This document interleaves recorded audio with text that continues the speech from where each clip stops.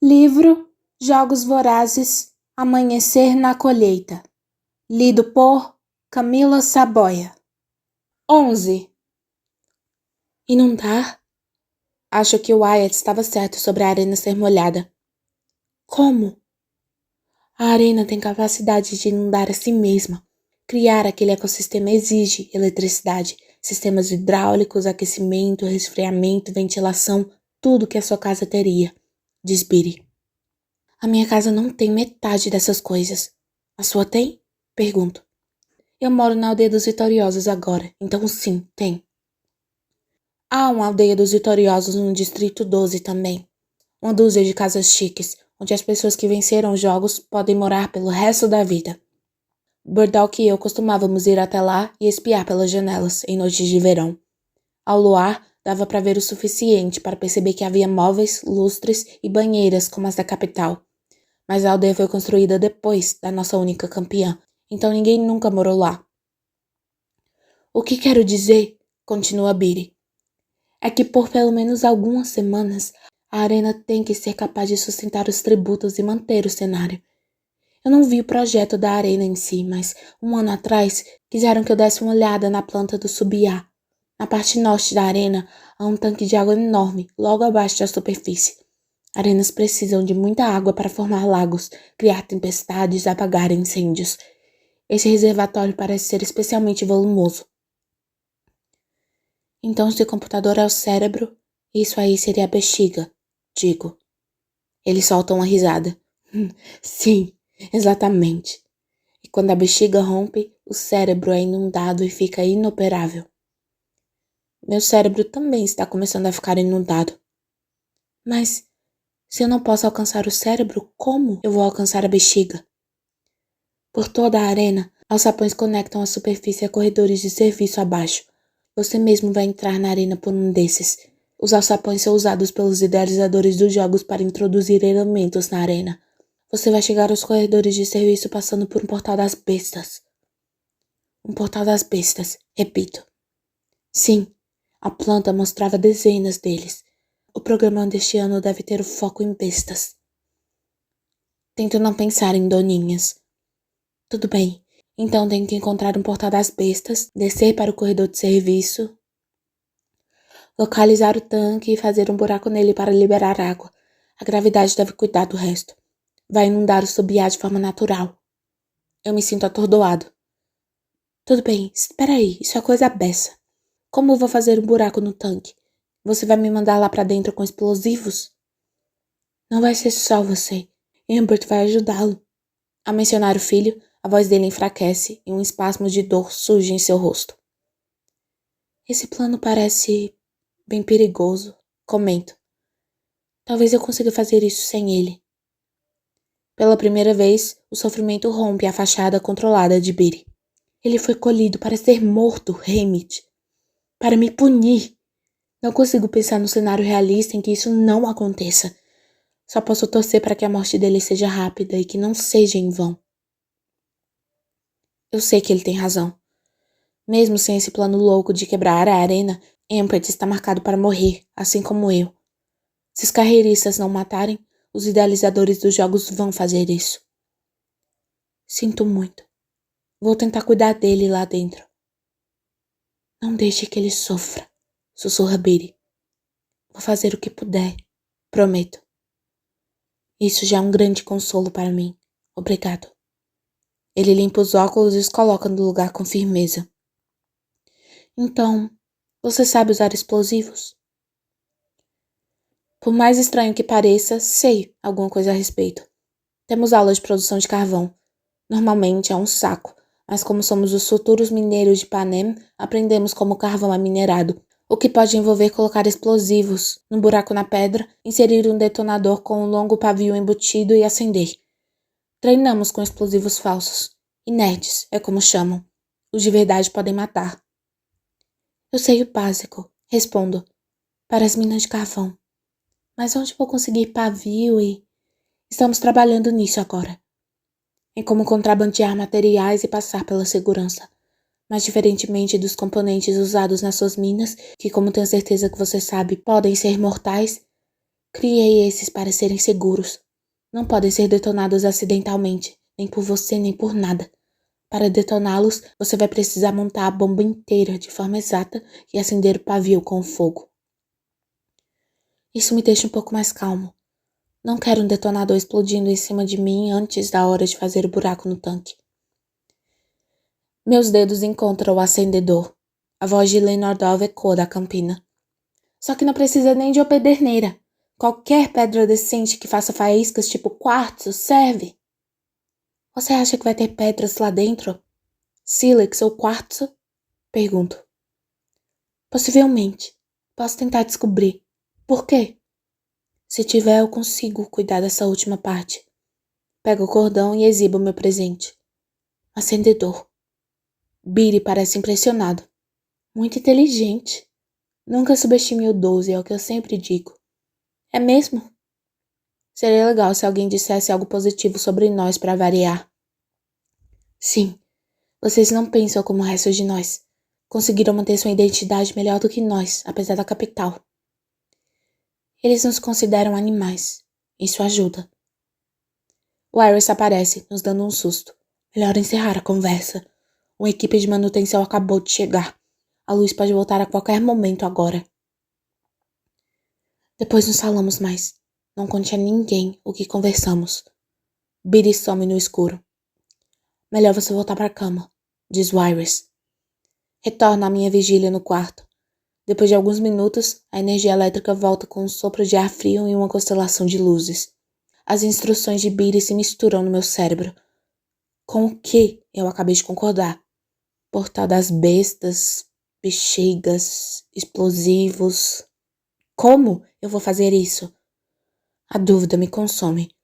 Acho que eu devia só cuidar do fogo e Empert dos explosivos. Mas ele tem força física para cuidar do portal das bestas e da subida? E se eu conseguir mesmo? E se quebrar a arena? Linordova Maria ficar sabendo que superei a capital e impedi os jogos, ao menos este ano. Há certa glória nisso. Dignidade. E se eu usasse o acendedor dela para isso? Seria como se estivéssemos feitos juntos. Pintado um pôster que ninguém pode ignorar. Levado a melhor sobre a capital e forçado seus cidadãos a nos verem como algo além de animais irracionais. Mitch. Mas ele se mexe. Eu fico de vigília agora.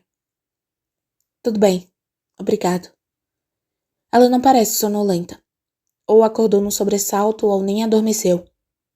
Está tudo bem? Pergunta ela. Eu me pergunto se ela me viu sair, se tentou ouvir minha conversa com Billy, mas não posso falar sobre isso. Quanto menos gente souber do plano, melhor. E embora eu goste mais de Maisie na capital do que eu gostava no 12, não somos confidentes.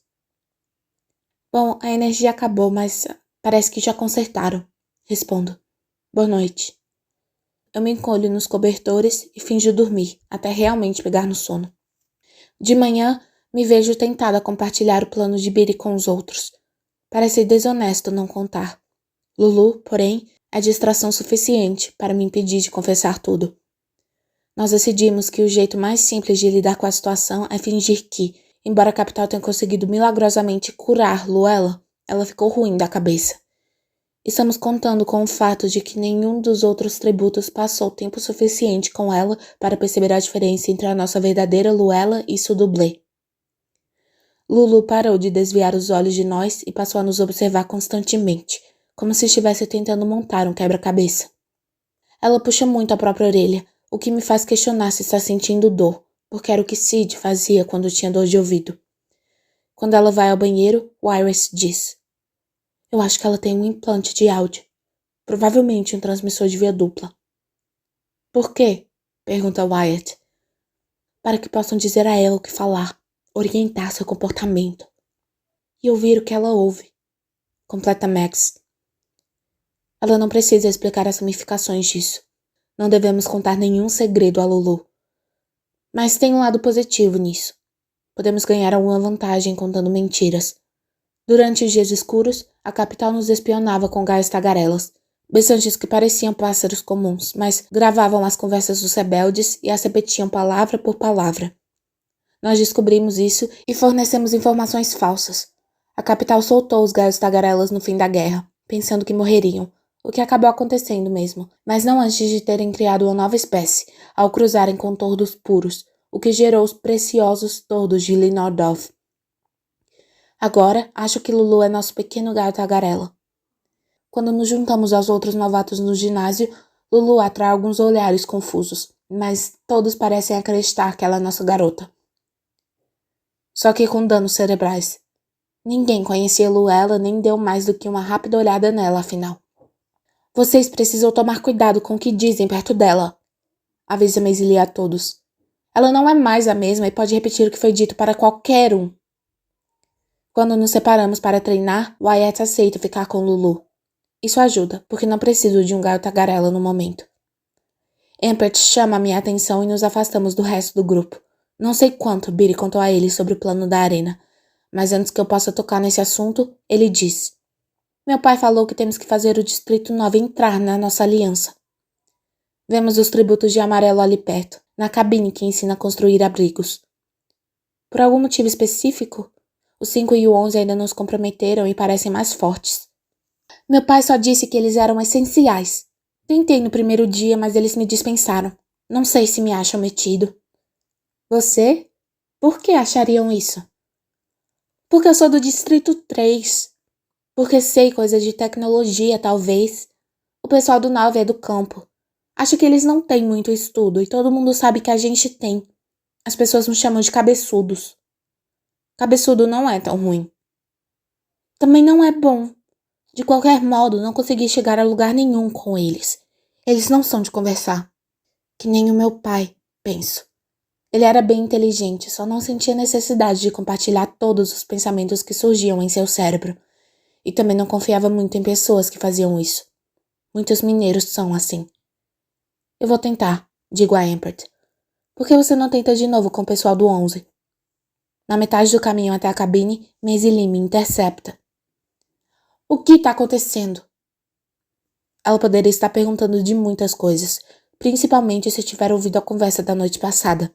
Decido ser direto. Estou indo falar com o Distrito 9. Eles precisam de ajuda com símbolos? Nós olhamos para lá, avaliando a situação dos símbolos deles. Cada um usa um colar de grama trançado com um pingente de girassol do tamanho de um punho. Mas ele responde à própria pergunta. Ah, minha nossa, sim! Aqueles negócios são horríveis. Mas precisamos admitir que pelo menos eles tentaram, coitadinhos. Acho que só tinham acesso à massa de modelar de sal. Eu sei o que é. Uma vez, na casa de Bordock, a mãe dele misturou farinha, sal e água e fez uma massa. E nós, crianças, modelamos animais e estrelas e outras coisas. Era um desperdício demais para minha família, mas os Everdeen podiam se dar aquele luxo por serem caçadores e terem uma renda um pouco maior. Mas nada que chegasse perto dos Donner. Digo, acho que o ouro deles acabou. Maisie vai na direção do 9, mas entro na frente dela. Para! Nós precisamos deles, Maisie. E não posso correr o risco de você insultar todo mundo achando que está ajudando. Os símbolos deles não são tão ruins também, só meio... Tenho dificuldade de descrever as flores nodosas e de cores fortes. Espalhafatosos, pesados, vagabundos. E é por isso que eu vou sozinho. Ela dá de ombros e se afasta, mas não muito. Só vai até uma cabine próxima, que ensina a preparação de comida. Esfolar esquilos, fazer pão no carvão da fogueira, assar coisas no espeto, como se estivéssemos indo para um acampamento.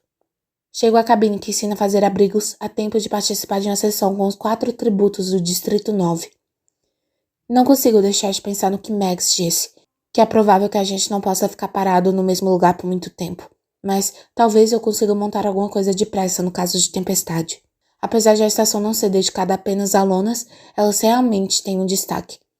Dá para fazer abrigo amarrando uma entre 2 árvores, ou prendendo uma corda entre 2 árvores, botando a lona por cima e prendendo a barraca com pedras, ou encontrando uma árvore caída, encostando galhos nela e cobrindo com a lona, ou construindo um triângulo de galhos e jogando a lona por cima. 2 lonas? Cubra o chão com uma delas. Se não houver lonas na arena, os tributos vão ficar bem decepcionados.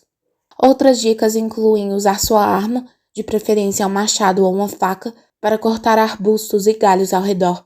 Então, procurar uma superfície plana para esticar sua lona, de forma que, se chover, a água escoando não te deixe encharcado. A ideia é trabalharmos sozinhos, então cada um recebe uma lona e tenta. Uns 6 postes verticais e uma coluna grossa caída no chão fazem as vezes das árvores. Construo uma barraca prendendo uma corda entre 2 troncos e botando uma lona por cima, enquanto observo silenciosamente o Distrito 9. Seus rostos ainda estão cicatrizando da última queimadura de sol adquirida no distrito deles. Suas mãos são calejadas, capazes. Os braços esguios e musculosos. Eles têm uma eficiência silenciosa.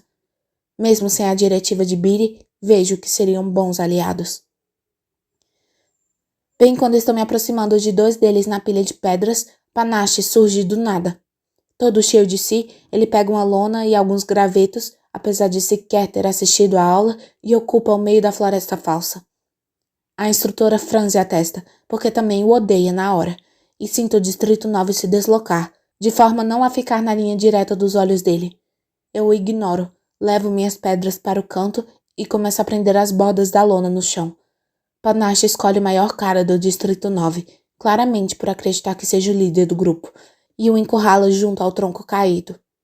Nós estamos pensando em deixar que vocês entrem para o bando dos carreiristas. O rosto do garoto não demonstra qualquer emoção. Não. Nada de não obrigado ou agora não, mas depois a gente conversa. Só um simples e definitivo não. Então ele volta a apoiar galhos no tronco. Isso não é bem recebido por Panache, que obviamente pensa que ofereceu a lua a eles. Não!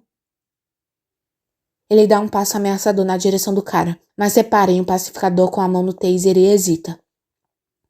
Está olhando o quê?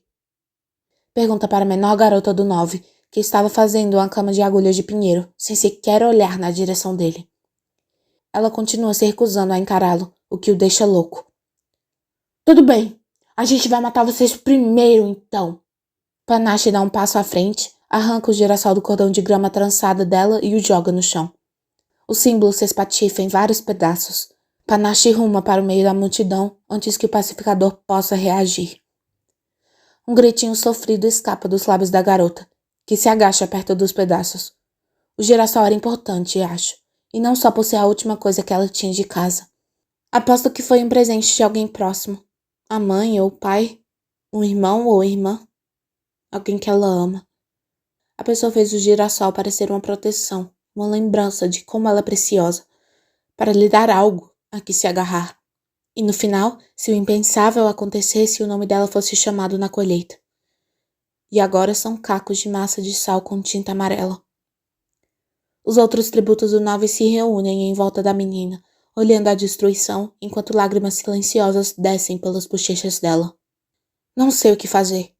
Queria reconfortá-la, mas nem sei seu nome. E não dá para abordá-los agora, mesmo que Biri tenha dito que o 9 é essencial. Estou revirando o cérebro quando de repente Maisily aparece e se ajoelha na frente da garota, usando um graveto para misturar uma gosma branca numa folha. Ela não pede permissão, só junta com cuidado os pedaços quebrados na forma original e começa a passar a gosma nas bordas. Então, vai colando de volta o girassol. E todo o Distrito 9 fica ali, olhando, em silêncio, permitindo que ela continue. Reparo em um pedacinho amarelo perto da minha bota e o pego. Depois, vou acrescentá-lo ao quebra-cabeça de girassol. Eu me agacho ao lado de Maisily e pergunto. O que é isso aí? É cola. Eu fiz com farinha, água e sal da barraca de comida. É o melhor que deu para fazer. Ela se vira para a garota do Distrito 9. Depois que estiver colado, você vai ter que tomar muito cuidado, porque não deu para aquecer a mistura. Talvez seu mentor possa arrumar cola de verdade no alojamento, mas, por enquanto, isso aqui deve segurar. A garota seca as lágrimas e assente. Considerando a falta de comunicação, vejo isso como uma oportunidade. Isso é um girassol? Ela assente outra vez. Adoro isso aí. Todo ano minha mãe tenta plantar no jardim, mas acho que os girassóis de vocês são melhores, com o tanto de sol que faz lá no 9. Há uma pausa longa bastante para pensar que fracassei, mas então ela responde baixinho. Nós temos campos enormes, cheios de girassóis. Ah, é? Deve ser bem bonito. Espera um minuto, como se contemplasse a ideia. A minha garota, lá no meu distrito, cantou uma música sobre os girassóis. É bem antiga. Como os 4 tributos parecem meio interessados, eu canto, apesar disso ser meio estranho. Ah, girassol, que o tempo exaure, que medes do sol a passada e busques aquele áureo clima que é o rumo de nossa jornada. Bom, talvez tenha sido estranho demais. Maisie está com os lábios bem apertados, como se estivesse tentando não rir. O resto do grupo não reage. Empert tem razão. Essa gente do Distrito 9 não é muito de conversa, mas eu insisto. Bom, soa bem melhor quando ela canta. A menina ri um pouco, mas não é com maldade. Meu nome é Hamit, aliás, e essa é Maisie. Kerna, você está com Empert. Ah, sim. Digo como se nem estivesse pensando nisso. Nós juntamos um grupo. Estamos nos chamando de os novatos. Não repito o convite para se juntarem a nós. Melhor deixar que nos procurem. Ele também chamou a gente, conta Kerna. A gente disse que não queria. Eu falei a mesma coisa de primeira, mas depois pensei, a união faz a força. Valeu pelo aforismo rústico, vovó. Estou com medo de soar como bobagem, considerando as circunstâncias, mas todos parecem refletir sobre o que eu falei. Pronto, disse Maisie, botando a última peça no lugar. Parece novinho e em folha. Ela reamarra a trança de grama e coloca o colar com cuidado no pescoço de Kerna. Não se esquece de ver se consegue cola de verdade no apartamento para reforçar. Obrigada, Maisie, diz Kerna. A instrutora nos pede para abrir espaço para formar um novo grupo. Estamos ficando sem assuntos de qualquer forma. Eu sei que, se eles estiverem reconsiderando, vão ter que conversar entre si antes de aceitar.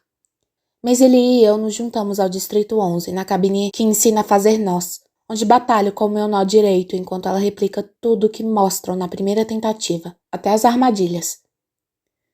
Agora você só está se exibindo, comento. Ela revira os olhos. Sim, tenho certeza de que os carreiristas estão tremendo nas bases por causa do meu nó volta do fiel. Vamos lá arremessar os machados. Na hora do almoço, sem dizer nada, os 4 pintinhos do Distrito 9 se sentam conosco. Empert trouxe o 11 também. Estamos agora com 8 distritos. Na outra ponta da arquibancada, o Distrito 5 de laranja se juntou aos carreiristas. As linhas estão traçadas. Eles têm mais lutadores treinados, mas nós temos o dobro de pessoas. Wyatt mal consegue se conter enquanto calcula as chances.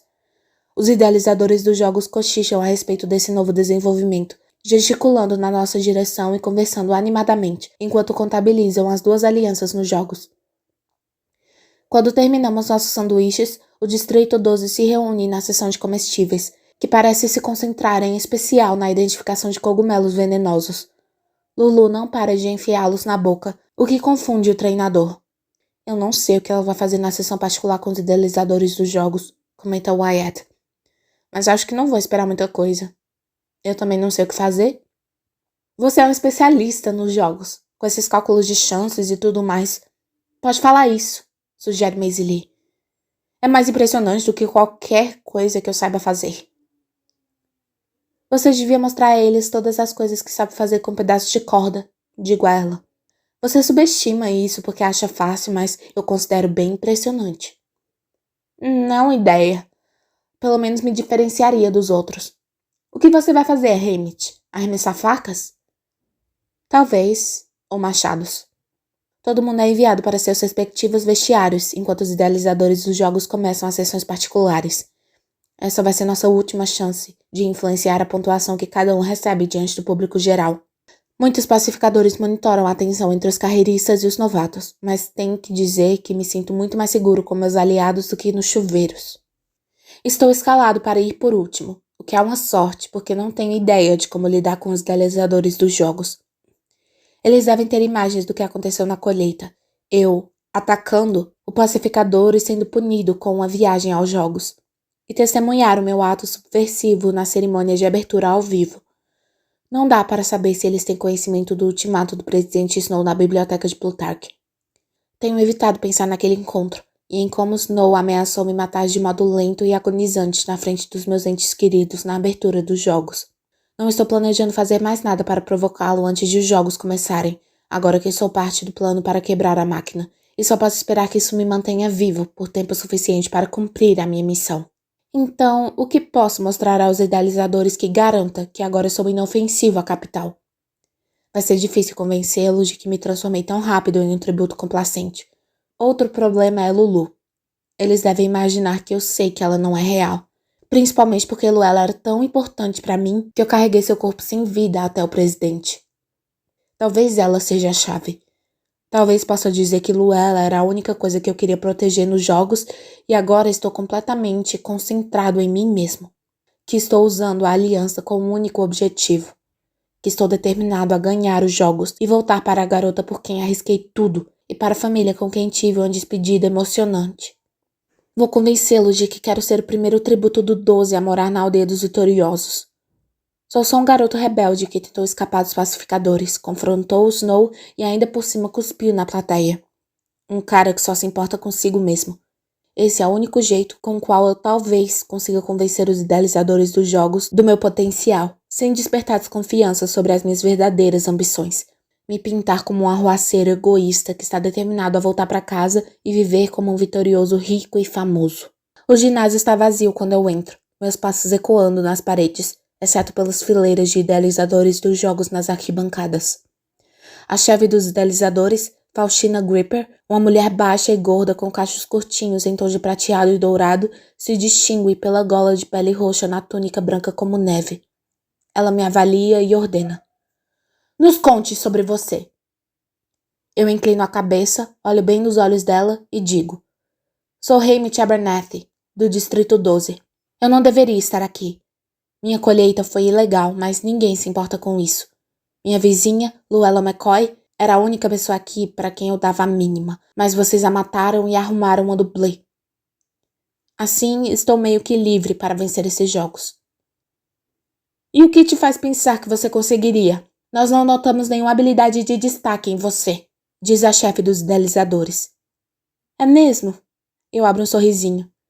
Porque do meu ponto de vista, parece que eu me uni a 31 pessoas que prometeram me defender. Mas talvez essa estratégia seja sutil demais para vocês. Ela cerra os lábios. E você está disposto a deixar que elas morram? Por que não, moça? Você está. Eles me dispensam. Estou torcendo para ter passado a imagem de garoto desagradável, mas concentrado em ganhar. Se conseguir uma pontuação mediana, talvez ainda arrume alguns patrocinadores. A caminho da porta, os pacificadores pegam meu símbolo para inspeção. Passo os dedos pela inscrição e beijo o pássaro antes de colocá-lo numa cestinha marcada com meu nome. Ter que deixado ali me destrói, por saber que podem classificá-lo como injusto e se desfazerem dele. E além da dor, perdê-lo significaria ter que achar outro jeito de fazer fogo para executar o plano de Beatty. Por outro lado, é a capital, e talvez só veja um colar bonito. De qualquer modo, meu pescoço parece vazio sem ele. Nenhum de nós fala muito no trajeto de van para casa. Depois de um jantar de frango assado e purê de batata, nos reunimos em volta da televisão na sala para o anúncio especial das nossas pontuações. Em uma escala de 1 a 12, os carreiristas ficam, em geral, com notas entre 8 e 11. Com a exceção do Distrito 11, que recebe números similares, os novatos conseguem ficar entre 4 e 7. Nós somos anunciados por último. Maisie Lee e Wyatt ganham um 6. Lulu consegue um 3. E eu? Eu recebo nota 1.